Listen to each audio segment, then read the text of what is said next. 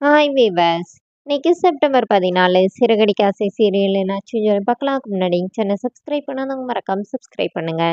இன்னைக்கு என்ன அப்படின்னு சொல்லி பார்த்தீங்கன்னா, இங்க வந்து ரோகிணி வந்து மனோஜ் கிட்ட வந்து ரூம்ல வச்சு பேசுறாங்க இந்த மாதிரி காசுக்காக. அப்புறம் மனோஜ் என்ன சொல்றாருன்னா, 3 பைசா வட்டிக்கு உன் ஃப்ரெண்டு கொடுத்துடலாம், 1,00,000 ரூபாய்க்கு 3,000 வட்டி எடுத்துட்டே கொடுத்துடலாமா அப்படின்னு கேட்குறாரு. அப்போ உடனே ரோகிணி என்ன சொல்றாங்கன்னா, ஐயோ 1,00,000 அட்வான்ஸ் கொடுக்க வேணும், அப்படியே கொடுத்துடணுன்னே. என்னதான் அட்வான்ஸ் கொடுக்கணுன்னே, இல்லப்பா அவ அப்படிதான் கேட்டா, வட்டி நான் கரெக்டா வாங்கி தந்துடுறேன் அப்படின்னு சொல்றாங்க. காலையில என்ன ஆகுதுன்னா, மீனா போய் செல்வத்தை போய் பார்க்க போறாங்க. செல்வத்துக்கிட்ட வந்து தனியா பேசுறாங்க இந்த மாதிரி. எதுக்குன்னே வீண் செலவு பண்ணிட்டு நம்ம வந்து எல்லாருமே கஷ்டப்பட்டு தானே உழைக்கிறோம். அவங்கவுங்க காசு வந்து கஷ்டப்பட்டு தான் இது பண்ணோம். ஒரே நாளுக்கு எல்லா காசையும் செலவு பண்ணிட்டோம்னா அப்புறம் நீங்களும் வட்டி கட்டணும்ல, காசு திருப்பி கொடுக்கணும்ல, உங்களுக்கும் கஷ்டம் தானே அப்படிங்கிற மாதிரி சொல்லி புரிய வச்சுட்டு அவங்க மீனா அங்கேருந்து கிளம்பிடுறாங்க.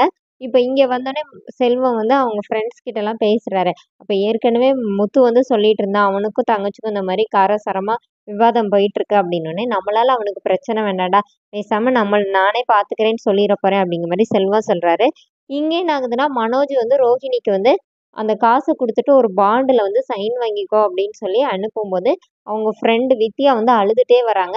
இந்த மாதிரி எங்கள் அம்மாவுக்கு உடம்பு சரியில்லை, ஹாஸ்பிட்டலில் சேர்த்துருக்காங்க, உடனே ஆப்ரேஷன் பண்ணணும், அதுக்கு ஒரு 75,000 வேணும்னு சொல்லி அழுறாங்க.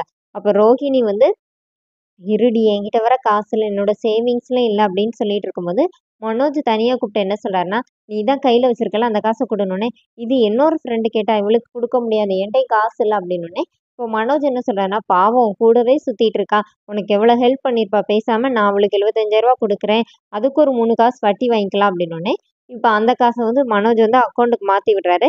இப்போ ரோஹிணி வந்து வெளியில கூட்டிட்டு போயிடனோடனே இவங்க 2 பேரும் சிரிக்கிறாங்க. 2 பேரும் பிளான் பண்ணி தான் பண்ணியிருக்காங்க. அத போய் ஸ்கூல்ல ஃபீஸ் கட்டிரு, இத போய் அந்த ஹவுஸ் ஓனருக்கு போய் அட்வான்ஸ் குடுத்துருன்னு சொல்லிட்டு 2 பேருமா கிளம்புறாங்க. இங்க என்ன ஆகுதுன்னா, முத்து வந்தோனே செல்வம் சொல்லிடுறாரு. "எதுக்குப்பா வீண் செலவு? எனக்கு காசு வேணாம். நான் எங்க அம்மா, அப்பாவ கூட்டிட்டு போய் கோயில்ல வச்சு சிம்பிளா பண்ணிக்கிறேன்." அப்படிங்கிற மாரி சொல்றாரு. முத்து "நீ பேசுறதே சரியில்லையே" அப்படின்னு கேட்டுட்டு இருக்காங்க.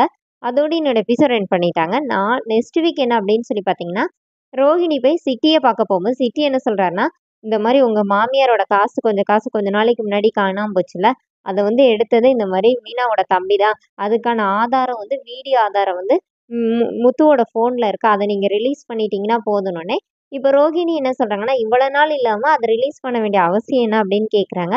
அப்ப சிட்டி என்ன சொல்றாருன்னா, எனக்கு தேவை இருக்குது. நீங்க மட்டும் அத பண்ணிட்டீங்கன்னா, உங்கள வந்து ஒருத்தன் பிளாக்மெயில் பண்ணிட்டு இருக்கான்ல, அவன் உங்க பக்கமே வராத அளவுக்கு அவன் மூஞ்ச வந்து நான் உடைச்சு விட்டுறேன் அப்படிங்கிற மாரி அவர் சொல்றாரு. அதோட என்னோட எபிசோட் எண்ட் பண்ணியிருக்காங்க. Thank you.